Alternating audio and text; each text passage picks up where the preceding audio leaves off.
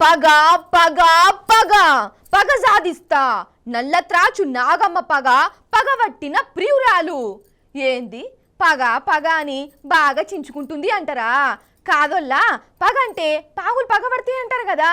కానీ మనుషులు ఇంకా డేంజరు. నవ్వుకుంటేనే పాముల కంటే ఘోరంగా పగబట్టి సత్యనాశ చేసేటోళ్ళు ఉన్నారు.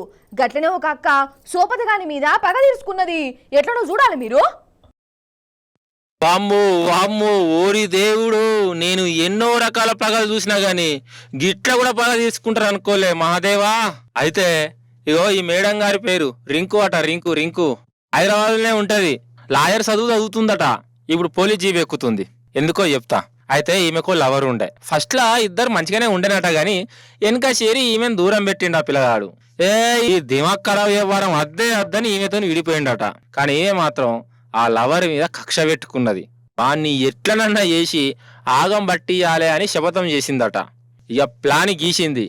గంజా ప్యాకెట్లు కొనుక్కొని సోపతిగాల సాయంతో ఈ మాజీ లవర్ కార్లో పెట్టిందోళ్ళ. ఇక ఆకాశ సీతక్క లెక్క పోలీసులకు ఫోన్ కొట్టి పలానా కార్ల గంజా ప్యాకెట్లున్నాయి, అందులోన్నోడు అమ్ముతుండు అని ఇన్ఫర్మేషన్ ఇచ్చింది. ఇక పోలీసు వాళ్ళు ఆ కారును దొరకబట్టి చెకింగ్ చేస్తే గంజా ప్యాకెట్లు వెళ్ళినాయి. ఇక ఆ లవర్ గాడు షాకు. పాపం ఆ పిల్లగాంది ఉగతండ్లాటనా.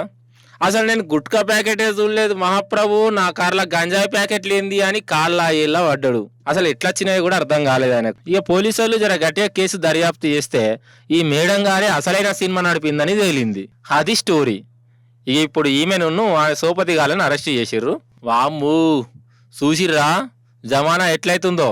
మాజీ లవర్ మీద పగ తీర్చుకునేందుకు ఎంత స్కెచ్ చేసింది, ఎంత ప్లాన్ గీసింది అన్నట్టు మేడం గారు లాయర్ చదువుతుందని చెప్తే కదా, ఇక ఈమె కేసును ఈమెనే వాదించుకుంటది కావచ్చు. బెయిల్ ఇచ్చేయండి సార్, బెయిల్ ఇచ్చేయండి అని అనుకుంటా.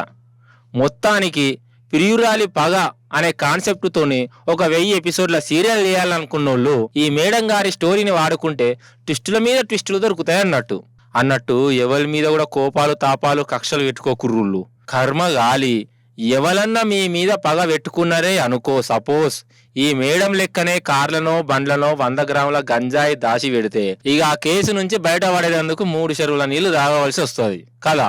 చెప్పిన మాట వింటావా, లేకుంటే గంజాయి కొని కార్లు వేయాలనా అని బ్లాక్ మెయిల్ చేసేటోళ్ళు కూడా తయారవుతారు కావచ్చు ఈ అమ్మగారిని ఆదర్శంగా తీసుకొని. వామ్ము, అసలే రోజులు మంచిగా లేవు.